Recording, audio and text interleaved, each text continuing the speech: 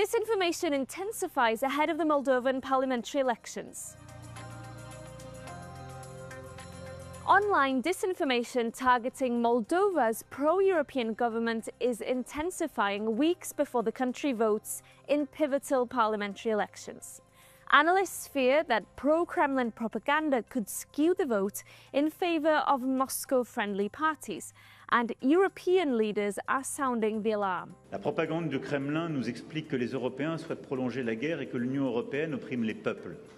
Ce sont des mensonges. Our verification team has been examining some of the misleading narratives circulating on social platforms aimed at undermining President Maia Sandu and her pro-EU ruling party. AI-generated videos on TikTok allege that Moldova is occupied by European governments and will only be liberated once the ruling party is unseated. On Telegram, pro-Kremlin groups are claiming that Moldova will face the same fate as its neighbor, Ukraine, and be dragged into war if it continues on its path to become a member of the European Union. The narrative is being amplified across other platforms like TikTok, with claims that the September vote is a choice between neutrality and joining Europe and NATO in a war against Russia. Also spreading are false claims that as many as 800 NATO soldiers could be deployed to Moldova in the run-up to the vote to suppress protesters and provide support to the ruling PAS party if it is defeated. But the Moldovan Ministry of Defense has denied the claim,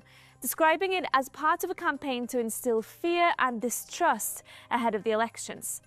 Experts say a Kremlin-backed network of bots, known as Matryoshka, is also actively working to undermine the vote and that its activities could intensify in the coming weeks.